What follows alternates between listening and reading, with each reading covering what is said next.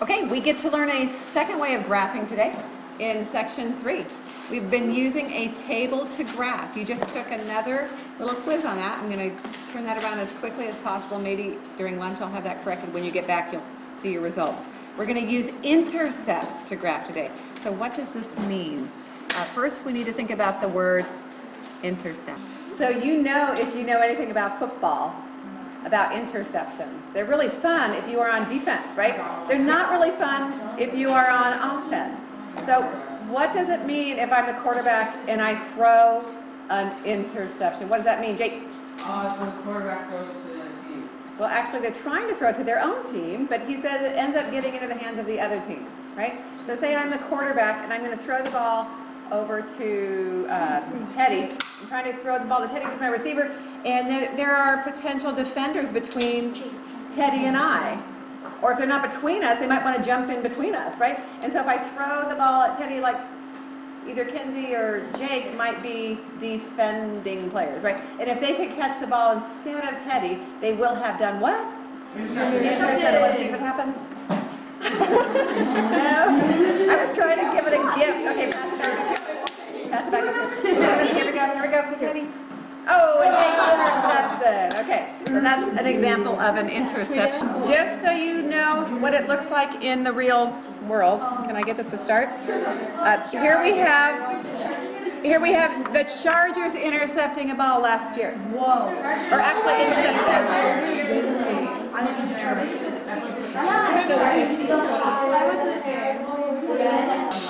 Here it goes. Should be starting. There it is. There it is, there it is, there it is. And there he is. And he catches the ball. Did you see that? Watch, here it is, close up. And the white receiver, and boom, our guy catches the ball. And boom, our guy catches the ball. Interception. It's Quentin Jammer. There he is. And catches the ball. Very nice. Okay, so what does this mean when we graph? We have two axes. You do not need to draw this. I'm just doing this as an example right here. We have two axes, okay, up here. X and Y axis, right? Don't forget that you need to label at least one number, in each direction when you are graphing. Negative 10 is here, and negative 10 is here. We've labeled the axes X and Y. And so now, if I was to put a line on this, if I was to put a line, let me grab a line. And let's say I go here. Right here. There are 2 points that are kind of special because of where they landed. And they are intercepting something. What 2 points here are intercepting something? Teddy? The ones that cross the Y. That's right, the ones that cross the X and Y. So let's take a look for a second. You're not having to draw anything, but let's identify that point. What is this point here, Stuart? It is 0. Is that a 6 or 7? It's a 6, so 0, 6. And then this point, does anybody see where this point is? 8. And it is at what, Brian? 8, 0. And what do the two intercepts have in common? 0. When you cross an axis, if you are a point sitting on an axis, you have one value in your ordered pair that is 0. It's really easy, okay? So either your X is 0. If the X is 0, you walk nowhere and you fly somewhere and you are on the Y axis, right? If your Y is 0, you walk somewhere and you fly nowhere, so you're on the X axis. It's really easy. So when we use intercepts, we're going to find the X-intercept, which has a value of 0 for the Y. And we're going to find the Y-intercept, which has a 0 for the X. And how many points does a person need to know to really draw a line? How many points minimum? 2. So these are really easy points to find. And if you're careful with your math, then you'll have 2 perfect points, draw your line, and you're done. Isn't that nice? Rather than making a table with 5 calculated points. The problem is, what if you make a mistake with one of these? If you make even one mistake, will your line be correct? No. No, and you won't even know it. So when we were making a table, you were able to see, oh, I must have made a math error because they didn't line up, remember? So this is a little dangerous because if you make a math error, you probably won't know it. The good news is though, when people use 0, usually they don't make as many errors, okay? So we could put both of these points together, side by side, just like that, right? We could find the y point and the x-intercept point just using 2 sets of parentheses. So let's do that. Let's find the intercepts of the graph of this. You know, these directions to find the intercepts of the graph of this equation always cause students to ask, do I have to graph it? Does it say there that you have to graph it? No. No, but it says find the intercepts of the graph of it.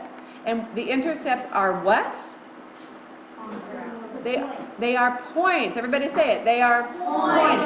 And points require how many numbers? We need to have how many numbers? 2. So we need 2 little ordered pairs. That's it. If you're asked to find the intercepts of the graph, but it doesn't say go graph it, you don't have to graph it. Just go find them. Okay? So we start with the equation. There it is. Boom, it's in front of you. And we can just come over here and put our little plan. We're trying to find y in that one. That's our y-intercept. And in this one, we're going to find x by putting a 0 in for y. Just make a little plan like that. The students who make a plan like that are very successful with intercepts. Easy little plan. And now we go substitute.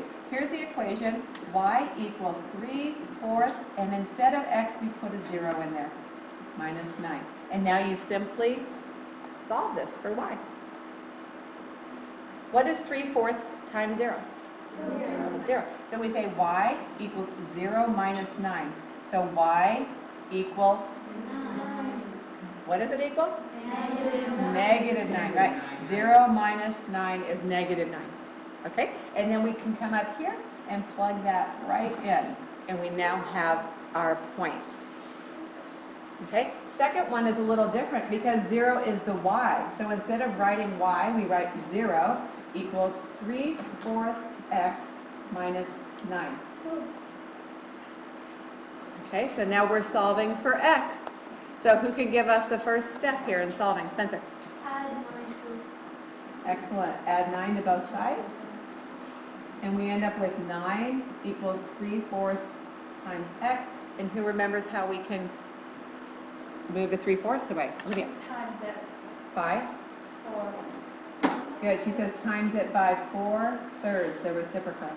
Is that what you said? Or did you just say by 4? Okay. So look at that. 3/4 times 4/3 equals 1. 1x. And 3 can go into the 9, right? How many times? 3 goes into 9 how many times? 3. 3. And 4 times 3 is? 4 times 3 is? 12. Come on, participate. And so we know that the x-intercept is at 12, 0. Very nice. Now, could we take these 2 points, put them on a graph, and draw a line? Yes. So that's what we'll do too, if we're asked to. Wait, I Okay. can't see it 'cause Well, I think you should be able to figure it out. Okay, no one give anyone else a hint? This says graph the line with an x-intercept of -5 and a y-intercept of -4. So no hints, everybody go give it a try. Graph the line that has an x-intercept at -5 and a y-intercept at -4. Okay, they didn't give us an ordered pair, but they tell us we have an x-intercept at -5. Where is that? Where is the x-intercept at -5? Is it? Good, so I'm starting at 0, 0, and we go -5. And there it is. There it is, a point on x-axis, right, on the x-axis at -5.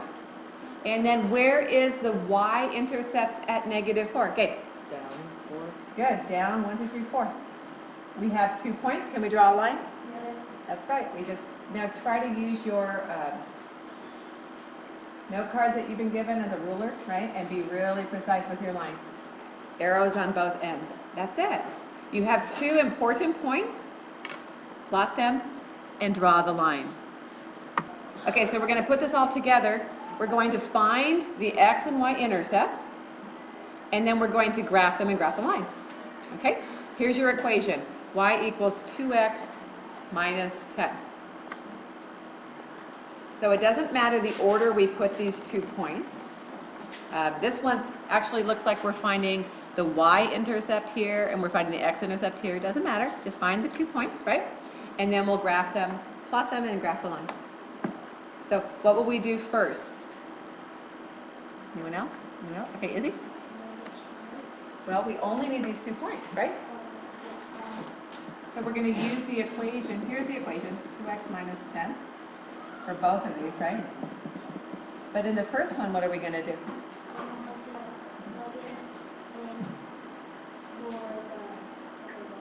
Is this x or y right here?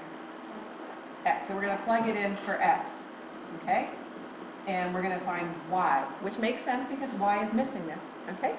And so what is 2 times 0? And 0 minus 10 is? And so y equals negative 10. There it is, negative 10. And for the second one, what position is this 0 in? Everyone? That's the y, so plug it in for y. And now how do we get our x? Let them, okay, so we solved for x. So now we can plot them. Let's start with the point that's on the left there, 0, negative 10. X comes before y, right? Walk 0, fly negative 10. There it is, negative 10. And our second point, we walk 5 and fly 0. There it is. The 2 intercepts, they're on the axis, right? And now we simply use a ruler and put arrows on both ends of your line, and you got it. Okay, try this one. If you are watching it somewhere else on the video, pause, do your best, come back and check your work with what we found. And there you go. Spencer graphed the x and y intercepts, and the smartboard's a little off. These should be right on the x and y axis, and then we drew the line. And so that's what you'll be doing today, finding them and in some cases graphing them. Okay, there's your assignment. And you'll have time